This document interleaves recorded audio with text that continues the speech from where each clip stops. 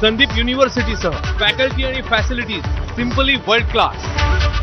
ब्रेकनंतर बुलेटिनमध्ये आपल्या सगळ्यांचं पुन्हा एकदा स्वागत। H-1B व्हिसाचं शुल्क वाढवण्याचा निर्णय बेकायदेशीर ठरलेला आहे। बोस्टनच्या फेडरल कोर्टानं डोनाल्ड ट्रम्प यांना हा दणका दिलाय। काँग्रेसनं शुल्क वाढीचे अधिकार राष्ट्राध्यक्षांना दिले नाहीत असं कोर्टानं म्हटलंय।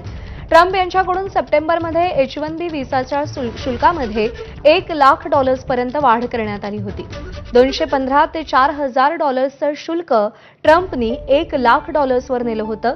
सध्या 3 ते 3.5 लाख भारतीय H-1B व्हिसावरती अमेरिकेत आहेत। अमेरिकेतल्या H-1B व्हिसावर गेलेल्यांमध्ये 70% नागरिक हे भारतीय आहेत। 20 डेमोक्रॅटिक अटॉर्नी जनरलनी डोनाल्ड ट्रम्प यांच्या शुल्कवाढीच्या निर्णयाला डिसेंबरमध्ये कोर्टात आव्हान दिलं होतं। बोस्टनच्या फेडरल कोर्टाचे न्यायाधीश लिओ सोरोकिन यांनी हा निर्णय दिलाय।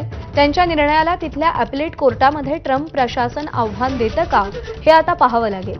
अमेरिकेच्या न्यायव्यवस्थेत बोस्टनच्या जिल्हा न्यायालयासारखी 94 न्यायालयं आहेत आणि 13 ॲपेलेट कोर्टात त्यांच्या निर्णयांना आव्हान दिलं जातं।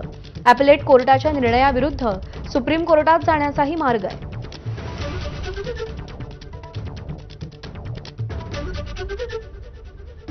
आणि या बातमीसह बुलेटिनमध्ये आपण आता इथेच थांबूया। पुढचे अपडेट्स यामिनीसोबत।